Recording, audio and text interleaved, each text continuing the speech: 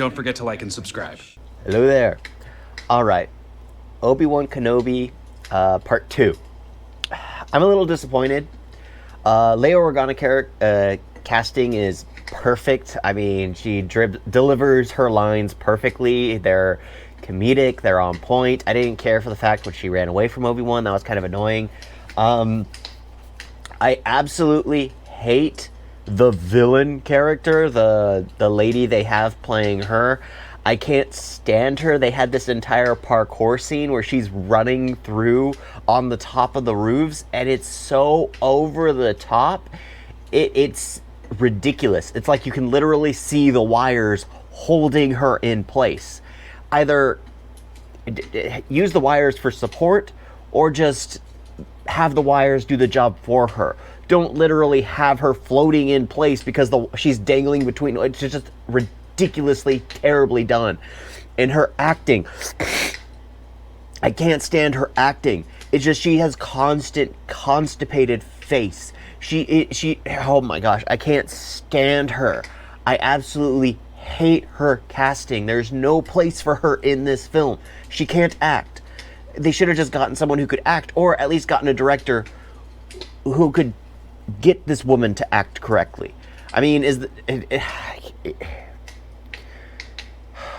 she can't act. So every time I see her on the screen, I feel like I'm supposed to laugh because it's over the top acting. And over that top acting only has one place in a over the top comedy.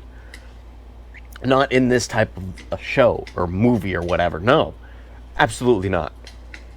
I do wish, though, it was more of a heist type episode where the whole thing was primarily him figuring out where Leia Organa's at, getting past that. But I guess it's a simple trash planet or a slum planet, so it makes sense that it was just quick and easy. But it was just, I don't know. It feels like they're just, ever since, the Star Wars, the new trash Star Wars trilogy, which it was Star Wars trilogy came out, it's like the only way they can actually make something good as Star Wars is they play it safe like The Mandalorian, or they just use clickbait like the Book of Boba Fett. There is no meat to it, and it's just so it's got me just not really in. I try to enjoy it. I try to look past all that and see Star Wars. The problem is, I just start seeing how safe they're playing it with the story, how safe they're playing it with the jokes, how safe they're playing it with the characters, how terribly they're casting the roles. Yeah. Obi-Wan Kenobi, Part 2. I don't feel like this is worth watching.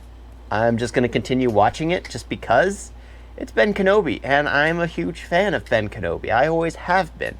It does seem like he lost his Force powers, and he's just gaining them in the heat of the moment. I do know that in the history of Star Wars that there are Jedi who would given up their ability to feel the Force because it was just so... Because you can feel the emotions around you. You can feel the death.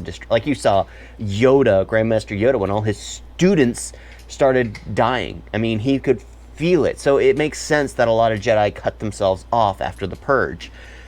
Just because the pain of it all, the pain of everything just is... So it kind of makes sense, but at the same time, it's Ben Kenobi. He is like the last him and Yoda are the last two Grand Masters. I'm pretty sure they're going to say, like, Mace Windu's alive. They're going to introduce all these others that are still alive. It is... Because why stick... I am tired of them playing safe and sticking to this one timeline. There's the Knights of the Old Republic is one of the greatest Star Wars stories ever told. And it takes place 3,000 years before Darth Vader. It's one of the greatest Star Wars stories ever told because it's new, it's fresh, and it was so well done. I had no clue what was going on until the very end. It was amazing what the Jedi are willing to do. The Jedi have a dark side to them. It just showed that there's... Sorry. This is about Obi-Wan Kenobi. But the thing is, Obi-Wan Kenobi is not bringing any of that passion out in me. I'd rather talk about Knights of the Old Republic. Something that brings that passion out. Even talking about it right now brings that passion out in me. Obi-Wan Kenobi, Part 2. Thank you all for watching. Talk to you next time. Doodles!